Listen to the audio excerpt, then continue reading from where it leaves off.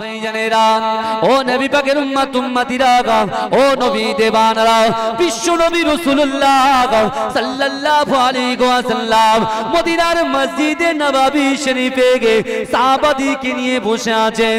ও যুবকেরা, ও নবী পাকের উম্মত উম্মতিরা, বিশ্ব নবী রাসূলুল্লাহ সাল্লাল্লাহু আলাইহি ওয়াসাল্লামের মুয়াজ্জিন হযরত বেলাল রাদিয়াল্লাহু তাআলা আনহু, ও যুবকেরা, হযরত বেলাল রাদিয়াল্লাহু তাআলা আনহু মদিনার মসজিদে আজান দিতে লাগলেন, আসসালাতু খায়রুম মিনান নাওম, আসসালাতু খায়রুম মিনান নাওম, ঘুম থেকে নামাজ উত্তম।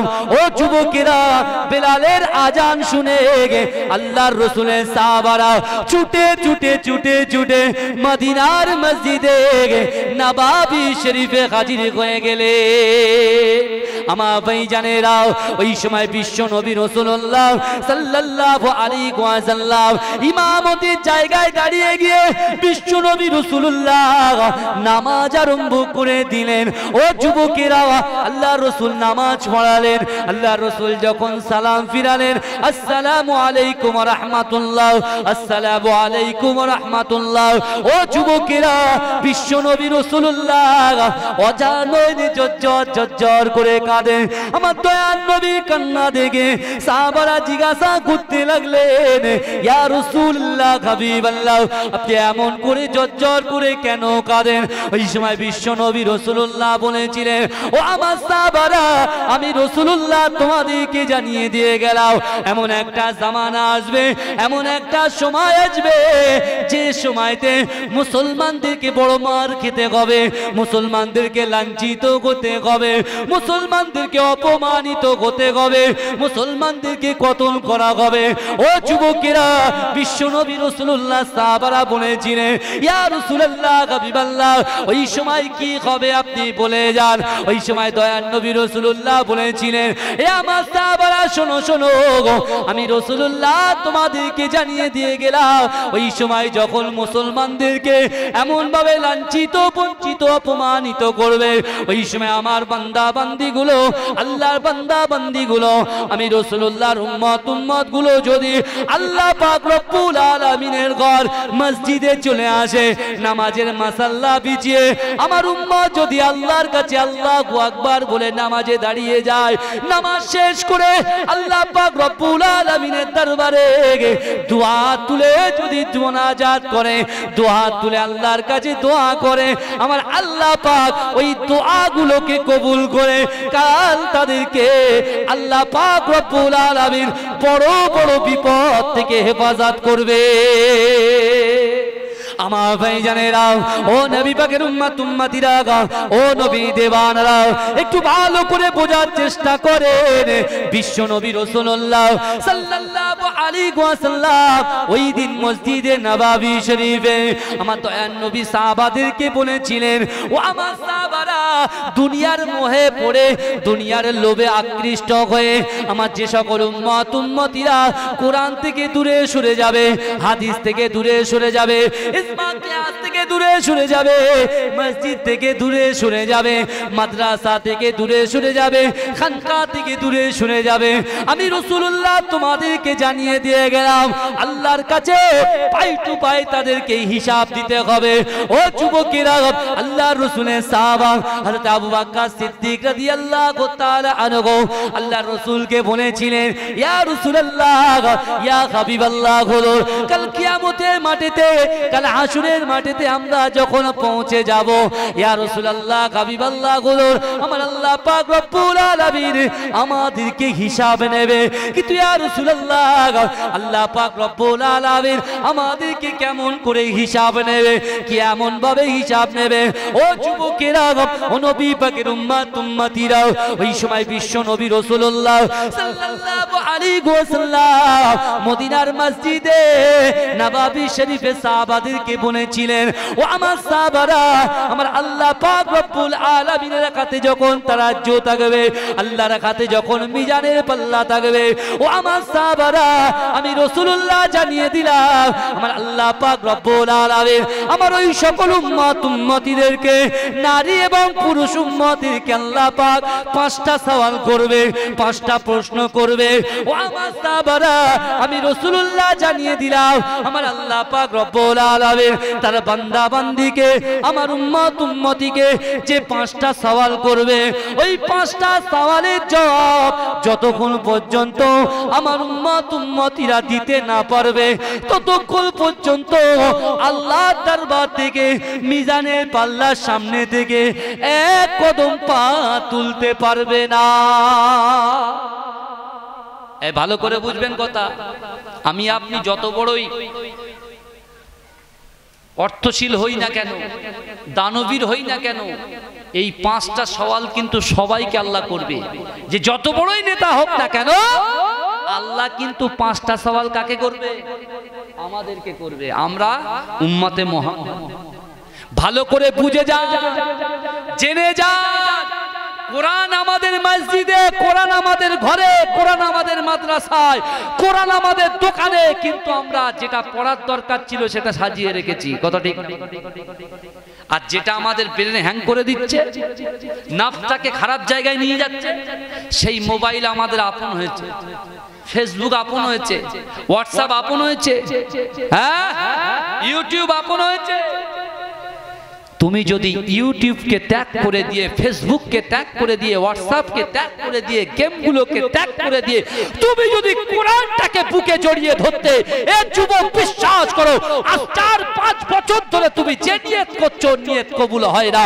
বিশ্বাস করো তুমি মোবাইল ছেড়ে দাও, তুমি এমন করে ফেসবুক ছেড়ে দাও, হোয়াটসঅ্যাপ ছেড়ে দাও, টুইটার ছেড়ে দাও, সিরিয়াল ছেড়ে দাও, কোরআনকে আগলে ধরো, দেখবে 3-4 দিনের মধ্যে আল্লাহ তোমার নিয়ত কবুল করে নিয়েছে। এজরে বলবে। কিন্তু বিশ্বাস করেন ভাই, নাফস তো একটা জিনিস, নাফস আছে তো, নাফস তো কন্ট্রোল করতে হবে। নাফস কি বলছে? নাফস বলছে ওই দেখ চল ওখানে যাই, কারণ ফাংশন হচ্ছে, ফাংশন হচ্ছে। নাফস বলছে ধর আমি না রাকিবুল আজিজ পীরের আওলাদ, আমি যদি যাই 5টা লোক কি বলবে? বলে দেখেছো হুজুর এসেছিল আমাদের জন্য হালাল। হুজুর ফাংশন দেখছে মানে আমাদের জন্য হালাল। কিছু ছেলে বলবে কি বলবে না, এই কথা বলে। আপনাদের এখানে পাকিজা সিনেমা হল ছিল না?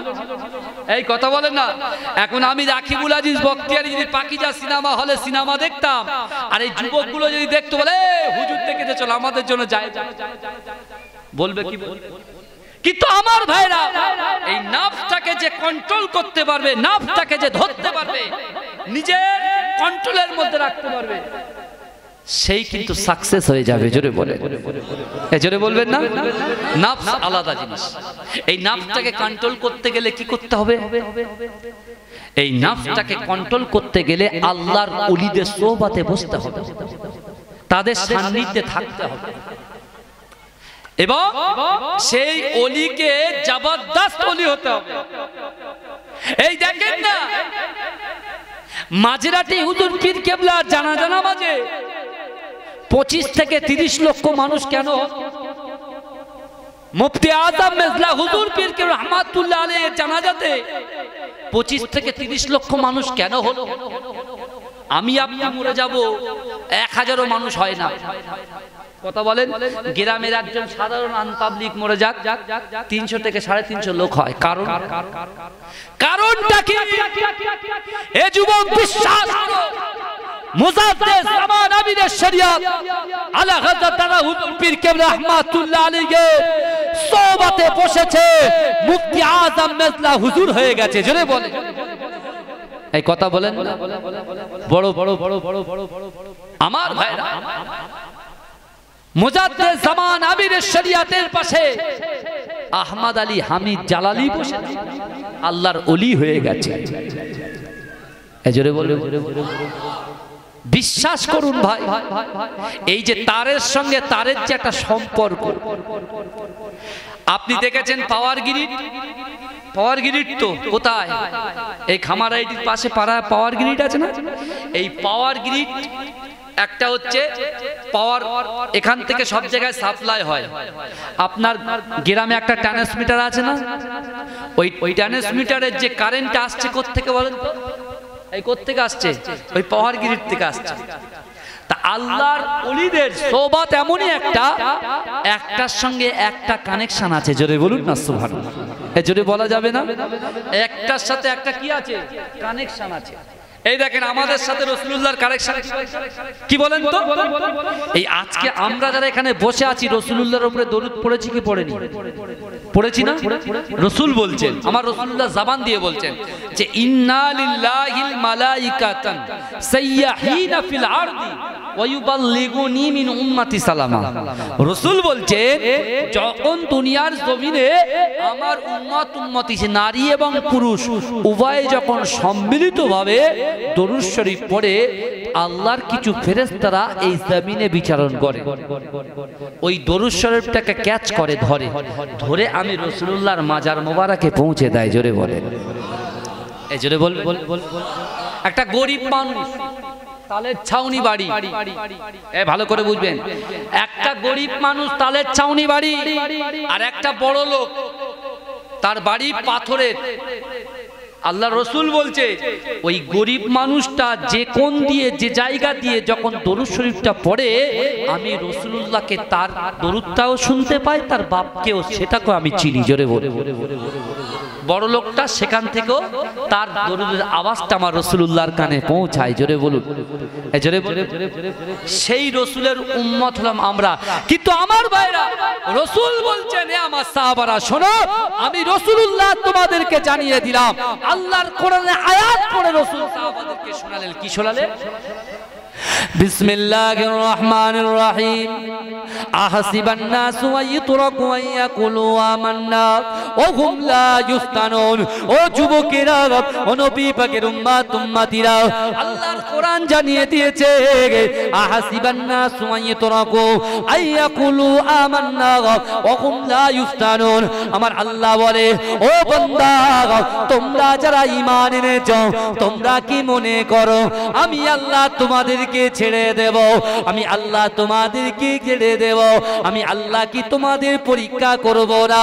ও যুবকেরা, ও নবী পাকের উম্মতিরা, ও নবী দেওয়ানারা, আল্লাহর কোরআন বলে দিলেন, ও বান্দা, তোমরা যারা ঈমান এনেছো, তোমরা কি মনে করো আমি আল্লাহ তোমাদেরকে ছেড়ে দেব? ও হুম লা ইফতানুন, আমি আল্লাহ কি তোমাদের পরীক্ষা করব না? ও যুবকেরা, ও আমার কাটালিয়া গ্রামবাসী ভাইরা, আল্লাহ অর্থ দিয়ে পরীক্ষা করবে, আল্লাহ সম্পদ দিয়ে পরীক্ষা করবে, আল্লাহ স্ত্রী দিয়ে পরীক্ষা করবে, আল্লাহ সন্তান দিয়ে পরীক্ষা করবে, আল্লাহ স্বামী দিয়ে পরীক্ষা করবে, আল্লাহ স্ত্রী দিয়ে পরীক্ষা করবে, আল্লাহ সম্মান দিয়ে পরীক্ষা করবে, আল্লাহ পাক যৌবন দিয়ে পরীক্ষা করবে। ও যুবকেরা, ও নবী পাকের উম্মতিরা, আমার আল্লাহ পাক রব্বুল আলামিন কত নবী রাসূলদেরকে পরীক্ষা করেছিলেন। ও যুবকেরা ভাইরা, একটু ভালো করে বোঝার চেষ্টা করেন। আল্লাহর পরীক্ষায় যদি আপনি উত্তীর্ণ হতে পারেন, আল্লাহর পরীক্ষায় যদি আপনি পাশ করতে পারেন, আমার দয়ার নবী রাসূলুল্লাহ সাল্লাল্লাহু আলাইহি ওয়াসাল্লামকে আমার আল্লাহ বলবে, হাবিবি রে, এই উম্মতের মধ্যে থেকে যাকে ইচ্ছা আপনার ভালো লাগে তাকে দিয়ে দয়ার জান্নাতে পৌঁছে যা। এজরে বলা যাবে? আমার কথা কিছু বোঝা যাচ্ছে তো নাকি? আল্লাহর কোরআন বলছে যে তোমরা যারা ঈমান এনেছো, তোমরা কি মনে করো আমি আল্লাহ তোমাদেরকে ছেড়ে দেব? অর্থাৎ মসজিদে 5 ওয়াক্ত যারা নামাজি আছি, মুসল্লি বাবাজিরা যারা কোরআন তেলাওয়াত কারনেওয়ালা মা বোনেরা যারা বসে আছে পর্দার মধ্যে, তাদেরকে তাগিদ দিয়ে আল্লাহ বলছে তোমরা যারা ঈমান এনেছো, তোমরা কি মনে করো আমি আল্লাহ তোমাদেরকে ছেড়ে দেব? আমরা মনে মনে ভাবি নামাজ পড়েছি, বিশাল নামাজ পড়ে ফেলেছি, কোরআন তেলাওয়াত বিশাল করে ফেলেছি, আমাদের আর কিচ্ছু দরকার। কিন্তু আল্লাহ কি বলছেন? এই অনেক মানুষ কিন্তু অহংকার করে, অহমিকা করে, তারা এসে বড় বড় লেকচার করে। কিন্তু ভাই আপনি বলেন তো হেদায়েত দেওয়ার মালিক কে? আজকে কাটালিয়ার গ্রামের যুবকগুলো জুয়া খেলে, আজকে কাটালিয়ার যুবকগুলো তারা জেনা করে, কথার কথা বলছি। কিন্তু যে ছেলেটা জেনা করলো, যে ছেলেটা জুয়া খেললো, যে মাটা জেনা করলো, যে যুবকটা লটারি কাটলো, আপনি যার বিরুদ্ধে বলছেন আল্লাহ তার হেদায়েত দিয়ে দিল, আল্লাহ পারে কি পারে না এই কথা বলে, তাদেরকে আপনি বোঝান না, তাদেরকে আপনি বোঝান। ইসলাম হচ্ছে শান্তির ধর্ম, ইসলামে কোনো মারামারি নেই, এই ইসলামের মধ্যে কোনো জোর জবরদস্তি নেই। তাই যদি হতো, আমার আল্লাহ কি বললেন, উদউনি ওয়াস্তাজিব লাকুম, বান্দা তোমরা আমার কাছে চাও। আজকে যত বড় বড় আযাব আসছে আমাদের দোষে আসছে, কারণ আমরা এখন মানুষের পিছনে, মানুষের কাছে চাই। এই কথা ঠিক বলছি না? আপনি একটু গভীরভাবে চিন্তা করবেন, জলসা আপনি শোনেন আলহামদুলিল্লাহ, কানে হাত দিয়ে এক টানে সকাল হয়ে যাবে সেটা ব্যাপার নয়, কিন্তু একটুখানি বোঝার চেষ্টা করুন। আল্লাহ কোরআনে বলছেন, তোমরা যারাই ঈমান এনেছো তোমরা কি মনে করো আমি আল্লাহ তোমাদেরকে ছেড়ে দেব? অহুম লা ইফতানুন, আমি আল্লাহ কি পরীক্ষা করব?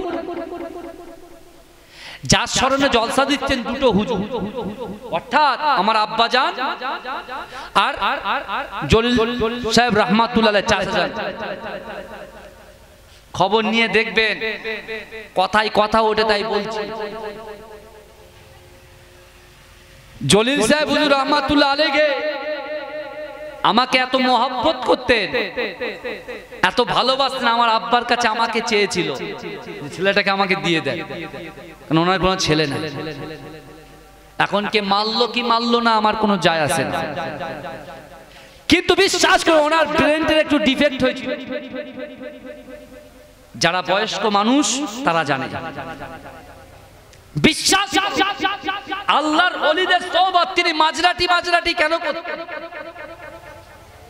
মৌলানা জলিল সাহেব রাহমাতুল্লাহ আলাইহি তিনি মাঝরাটি পীর সাহেব করে কেন চিল্লাতেন সব সময়?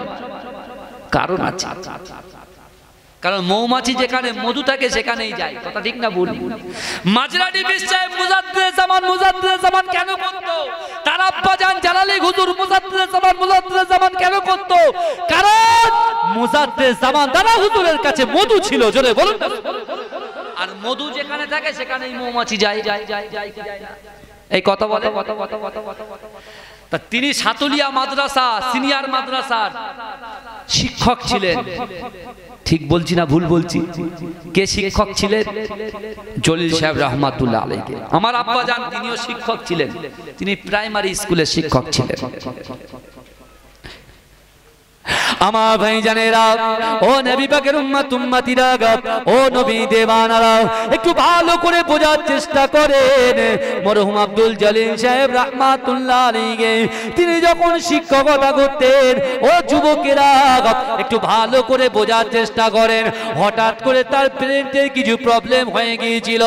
ও যুবকেরা, আপনারা গিয়েছেন মাঝরাইট পীরডাঙ্গা দরবার শরীফে, ওই মাঝরাইট পীরডাঙ্গা দরবার শরীফে আবুল মারিফ মাহমুদ বখতিয়ারি রাহমাতুল্লাহ আলাইহি যে জায়গায় তিনি বসে মানুষের সঙ্গে সাক্ষাৎ করতেন, সেই ঘরের সামনে একটা খানকা ছিল, এখনো সেই খানকাটা আছে। ও যুবকেরা, ওই খানকাটা ছিল খালি ছিল, এখন সেটা সুন্দর করে দেয়াল দেওয়া হয়েছে। ও আমার ভাইজানেরা, মরহুম আব্দুল জলিল সাহেব রাহমাতুল্লাহ আলাইহি এমন করে ওই খানকায় গিয়ে শুয়ে থাকতেন। ও যুবকেরা, ও নবী পাকের উম্মত উম্মতিরা, একটু ভালো করে বোঝার চেষ্টা করেন। একদিন আমার আব্বাজান একেএম হায়দার আলী হুজুর রাহমাতুল্লাহ আলাইহি এমন করে আমার দাদাভাই মাঝরাইট হুজুরকে জিজ্ঞাসা করলেন, আব্বাজান এমন করে জলিল সাহেব নাম করে কেন শুয়ে আছেন? ওই সময় দাদা হুজুর বলেছিলেন, আমার দাদাভাই মাঝরাটি পীর সাহেব বলেছিলেন, না না বাবা হায়দার আলী, এটা তুমি বলো না, কারণ ওকে ওখানে শুয়ে থাকতে দাও। ও যুবকেরা, একটু ভালো করে বোঝার চেষ্টা করো। হঠাৎ করে তিনি এমন করে মাঝরাটি হুজুর পীর কেবলা রাহমাতুল্লাহ আলাইহির কাছে গিয়ে হাতটা তিনি জড়িয়ে ধরলেন আর ঠক ঠক ঠক ঠক করে কাঁপে হাতটা জড়িয়ে ধরে বলেছিলেন হুজুর একটু দোয়া করুন, আমার শরীরটা বড্ড খারাপ। ও যুবকেরা বিশ্বাস করেন মাঝরাই হুজুর পীর কেবলা রাহমাতুল্লাহ আলাইহি তারা হাতটা ধরে দোয়া করেছিল গো, তারা এমন করে তার যে খারাপ সেন্সটা ছিল আল্লাহ পাক রব্বুল আলামিন মাঝরাটি হুজুর পীর কেবলার দোয়ায় তাকে একেবারে সুস্থ করে দিয়েছিল। এই জোরে বলে, আমি যদি মিথ্যা কথা বলি বিশ্বাস করুন, জিজ্ঞাসা করবেন আমার বড় বড় ভাইরা রয়েছে, ওনার একটু ব্রেনতে সমস্যা হয়েছিল, কিন্তু মাঝরাটি হুজুর পীর কেবলা শেষকালে এত ফায়েজ দিয়েছিল, এত সুন্দর তাকে দোয়া করেছিল, আল্লাহ তার শরীরটাকে পুরো সুস্থ করে দিয়েছিল। জোরে বলে, জোরে বলবেন না? তারপর থেকে তাহলে ওলিদের কাছ থেকে কিছু পেলে তার ভক্ত হয়ে যায়।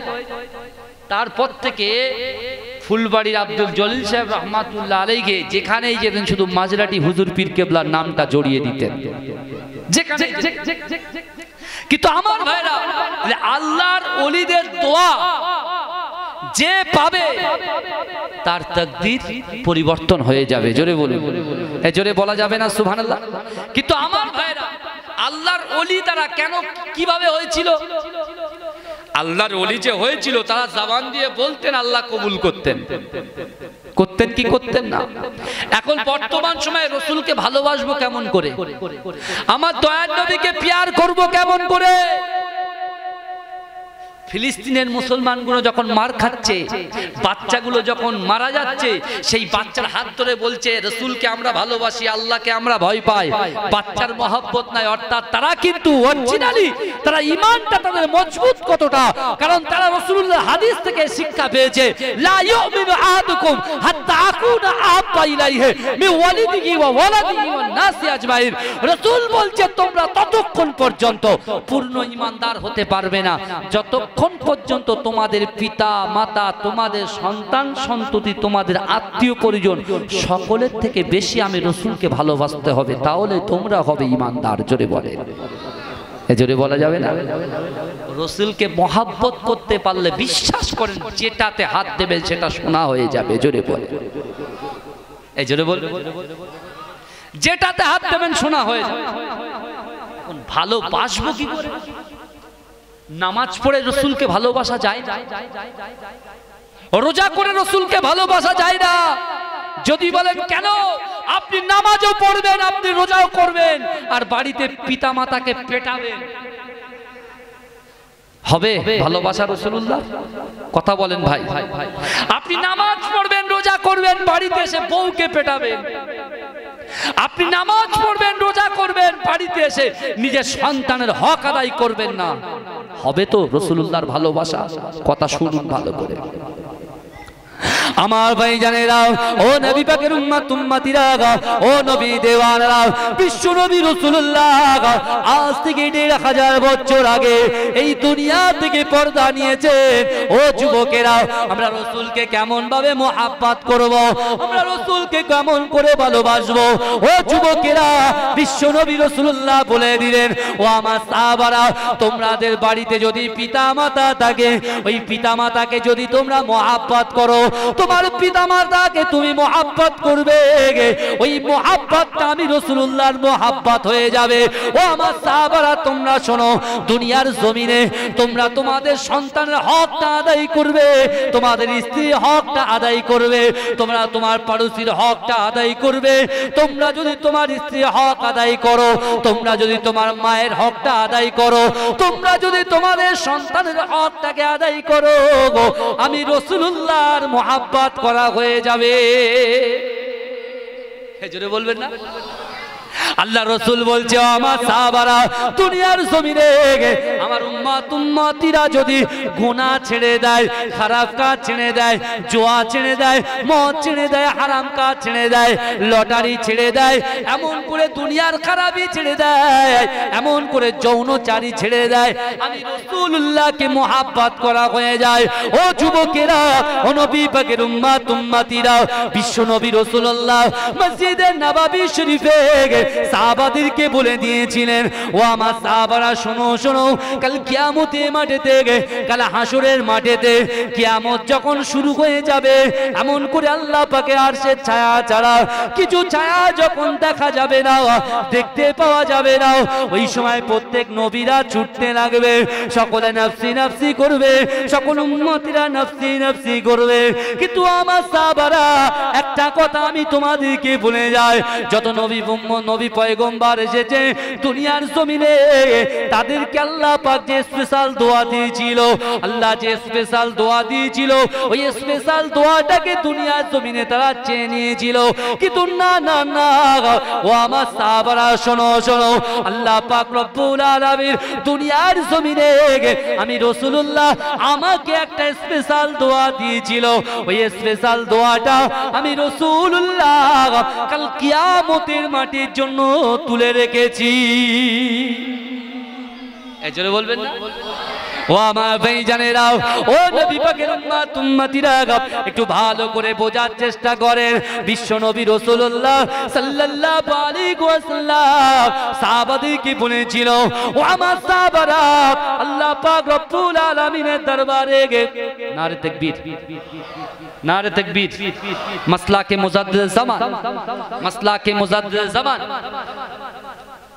আমার পীরজাদা ভাইজান হুজুর আবুজা সিদ্দিকী ভাইজান হুজুর এসে গেছেন। আলহামদুলিল্লাহ, তাকবীর দেন, নারে তাকবীর, নারে তাকবীর, মাশাআল্লাহ। এই ভাই ভালো করে বোঝো, আমার রাসূলুল্লাহ স্পেশাল দোয়াটাকে কিয়ামতের মাঠের জন্য তুলে রেখেছে। জোরে বলবেন না?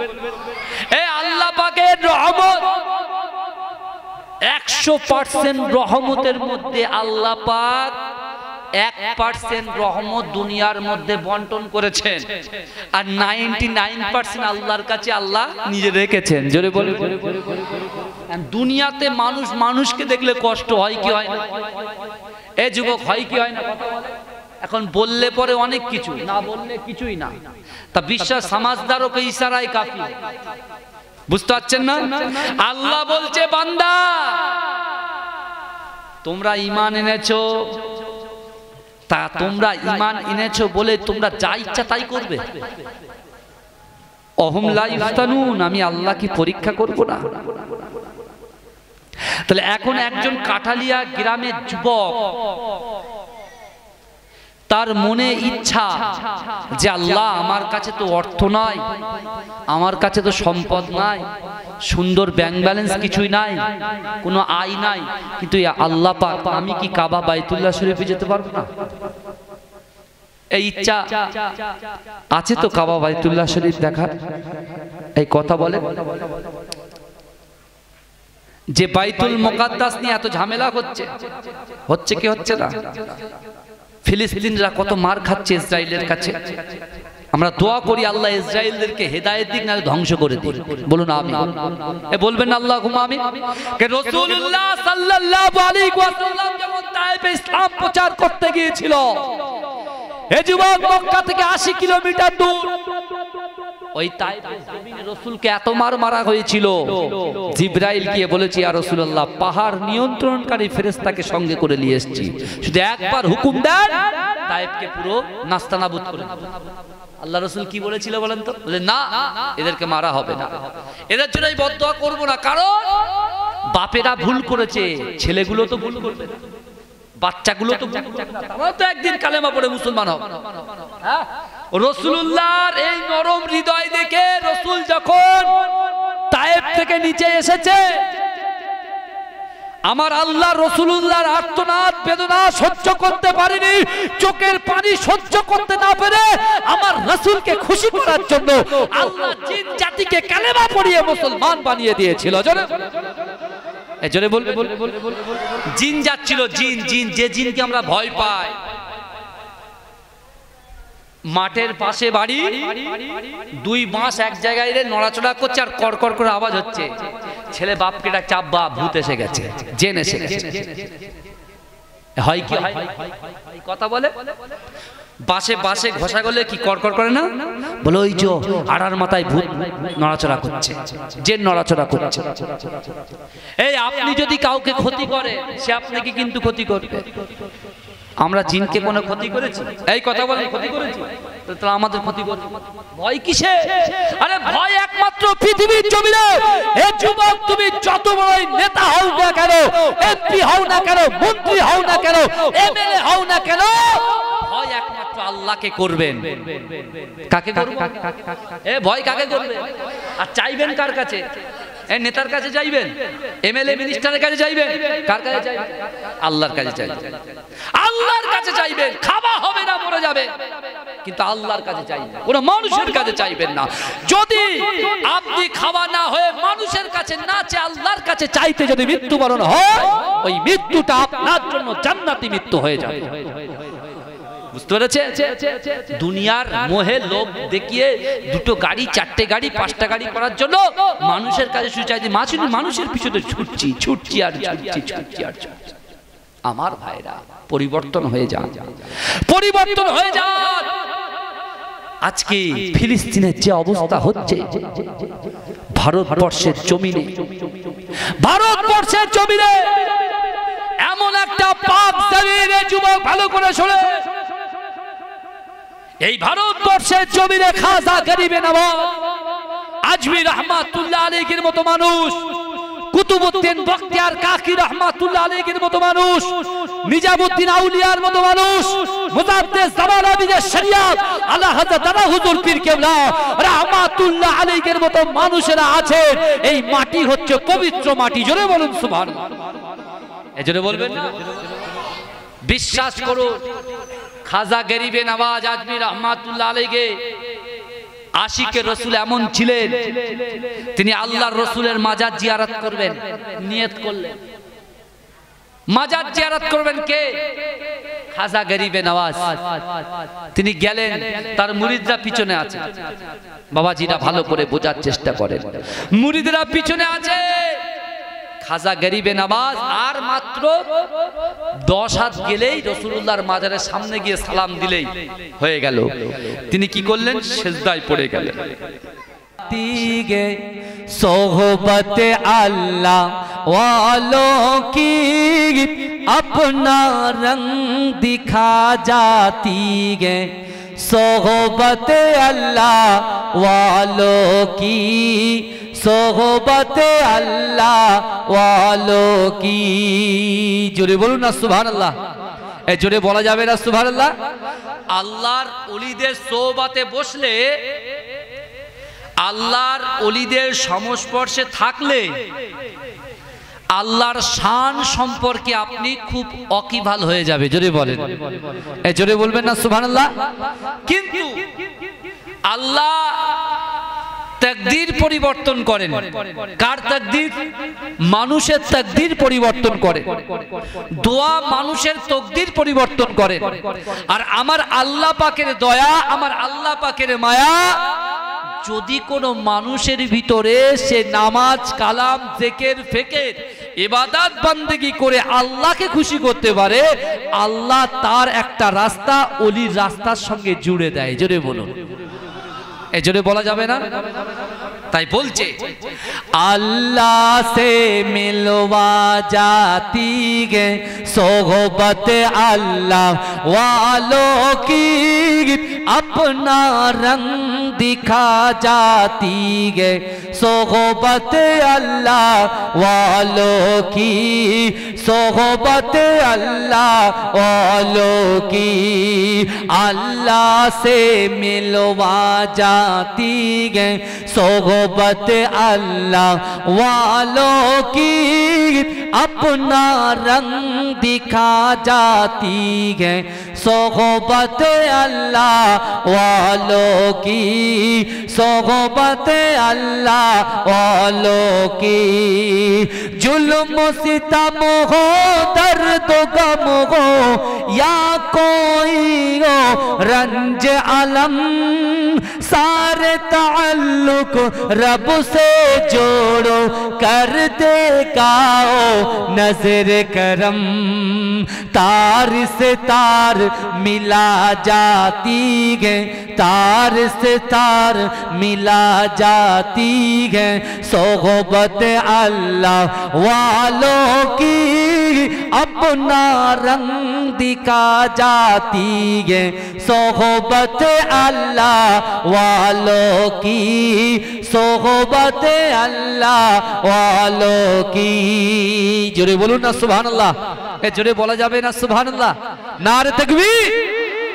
আল্লাহর ওলিদের পাশে যদি আপনি বসেন আপনার রোগ আপনি নিজেই ধরতে পারেন।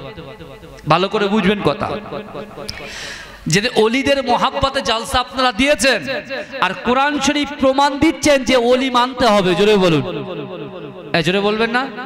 কোরআন শরীফ থেকে দলিল দিয়ে যাব যে পীর আল্লাহর ওলি মানতে হবে। জোরে বলুন। কিন্তু আমার ভাইরা এই তার সে তার মিলা जाती है, मिल जाती है, तार से तार। অর্থাৎ কি দেখেন, হিন্দুস্তানের বাদশাহ খাজা গরিবে নওয়াজ আজিমিরি রহমাতুল্লাহ আলাইহি কোথায় আছেন বলেন তো? তার মাজার কোথায়? এই কথা বলেন না। মুজাদ্দে আলপি সানি হুজুর রহমাতুল্লাহ আলাইহি তার মাজারটা কোথায়? পাঞ্জাব, শেরহান শরীফ, তাই না? ভালো করে বুঝবেন তাদের সাথে তাদের একটা কানেকশন আছে না নাই? আপনি দেখুন মাঝরাইটি হুজুর পীর কে রহমাতুল্লাহ আলাইহির আব্বার নাম কি? আহমদ আলী হামিদ শাহজালালি রহমাতুল্লাহ। কে শাহজালালি রহমাতুল্লাহ আলাইহি? তার পরিচয়টা কি? আহমদ আলী হামিদ শাহজালালি রহমাতুল্লাহ আলাইহি হচ্ছেন মুজাদ্দে জামান দাদা হুজুর পীর কেবলার খলিফা। জোরে বলুন, জোরে বলবেন না?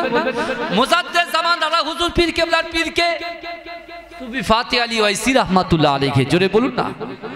এরাম করে উঠতে উঠতে উঠতে উঠতে উঠতে উঠতে একেবারে মদিনা ওয়ালা হাবিবুল হাবিব তাবিব জনাবে মুহাম্মদ মুস্তাফা সাল্লাল্লাহু আলাইহি ওয়াসাল্লাম পর্যন্ত পৌঁছে গিয়েছে। জোরে বলুন না সুবহানাল্লাহ। এই জোরে বলা যাবে না? তাই বলছে तार से तार मिला जाती है, सोहबत अल्लाह वालों की अपना रंग दिखा जाती है, सोहबत अल्लाह वालों की, सोहबत अल्लाह वालों की अल्लाह से मिलवा जाती है, सोहबत अल्लाह वालों की अपना रंग दिखा जाती है, सोहबत अल्लाह वालों की, सोहबत अल्लाह वालों की। जुल्म सितम हो, दर्द गम हो या कोई हो रंज अलम, सारे ताल्लुक रब से जोड़ो कर देगा ओ नजर करम। तार से तार मिला जाती है, तार से तार मिला जाती है, सोहबत अल्लाह वालों की अपना रंग दिखा जाती है, सोहबत अल्लाह वालों की, सोहबत अल्लाह वालों की। जिक्र हाकी फिक्रे की सच लगन मिल जाती है, कल्ब को अल्लाह अल्लाह अल्लाह अल्लाह की धन मिल जाती है, मसीयत छुड़वा जाती है, सोहबत अल्लाह वालों की अपना रंग दिखा जाती है, सोहबत अल्लाह वालों की, सोहबत अल्लाह वालों की अल्लाह से मिलवा जाती है, सोहबत अल्लाह वालों की अपना रंग दिखा जाती है, सोहबत अल्लाह वालों की, सोहबत अल्लाह वालों की। अल्लाहुम्मा মাইক আলা কোথায় গো? একটা চিলিঞ্চি দাও, চিলিঞ্চি।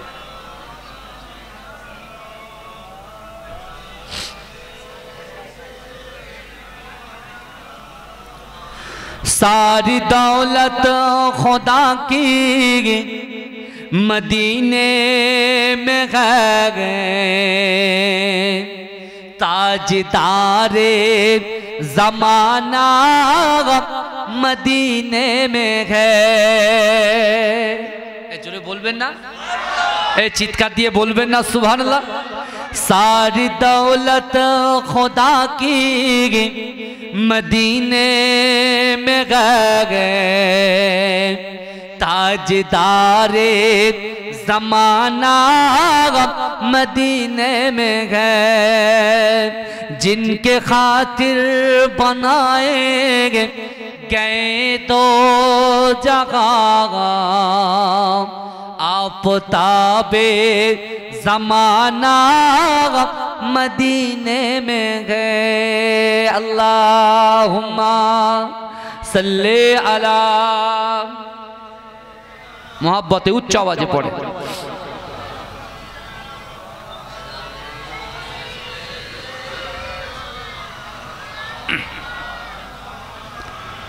সকলে বলুন সাল্লাল্লাহু আলাইহি ওয়াসাল্লাম। নাহমাদুহু ওয়া নুসাল্লি আলা রাসূলিহিল কারীম, আম্মা বাদ। উপস্থিত আমার সম্মুখে বসে থাকা দিনদার ইমানদার আল্লাহওয়ালা আমার মুরব্বী বাপেরা, প্রাণ প্রিয় যুবকেরা, পদ্মার অঞ্চলে ধার্মিকা পর্দা নশিনা আম্মা জান ও বোনেরা, মহাসম্মানিত এই গ্রামের মসজিদের যোগ্য ইমাম সাহেব, মুয়াজ্জিন সাহেব, আল্লাহ পাক রব্বুল আলামিনের দরবারে লাখো কোটি শুকরিয়া জ্ঞাপন করি যে আল্লাহ পাক আজিকার দিনেতে তারই ঘরের পাশে জান্নাতের বাগানে কিছু সময় কোরআন হাদিস শ্রবণ করবার মতো তৌফিক এনায়েত করেছেন। সকলে উচ্চ আওয়াজে বলুন আলহামদুলিল্লাহ। তার পরপরই হায়াতুন নবী, নূর নবী, হাবিবে লবিবে তবিব জনাবে মুহাম্মদ মুস্তাফা, সকলে বলুন সাল্লাল্লাহু আলাইহি ওয়াসাল্লামের মাজার মোবারকে কোটি কোটি দরুদ ও সালাম। সকলে বলুন সাল্লাল্লাহু আলাইহি ওয়াসাল্লাম। আজকে আমরা উপস্থিত হয়েছি যে জান্নাতের বাগানে এসেছি। এই জান্নাতের বাগানে আমরা কেন বসবো, কিসের জন্য বসবো, কোন আশা নিয়ে জায়গায় আসবো? ভাইজান বিশ্বাস করুন, আমরা সকলেই জলসা শুনে সব জলসা আমাদের মুখস্থ হয়ে গেছে।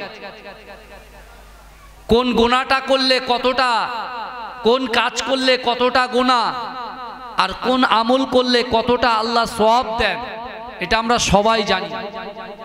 কিন্তু বিশ্বাস করুন, আজকের দিনে ইন দা বাউন্ডারির মধ্যে, এই জান্নাতের বাগানের মধ্যে যারা বসে আছে, শয়তান কিন্তু তাদের কাছে ঘেঁষতে পারবে না। জোরে বলবেন না?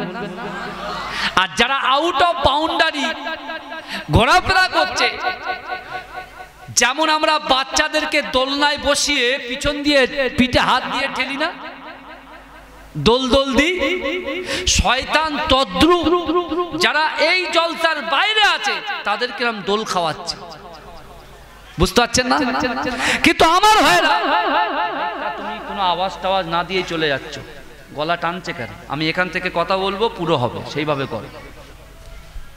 কিন্তু আজকে আমরা এমন একটা জান্নাতের বাগানের মধ্যে বসেছি, বিশ্বাস করুন, যতক্ষণ বসে থাকবেন ততক্ষণ আপনার আমলনামায় আল্লাহ সওয়াব দেবেন। জোরে বলেন, জোরে বলবেন না?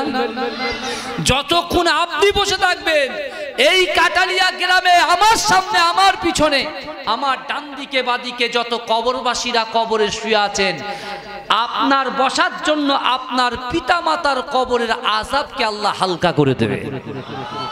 জোরে বলবেন।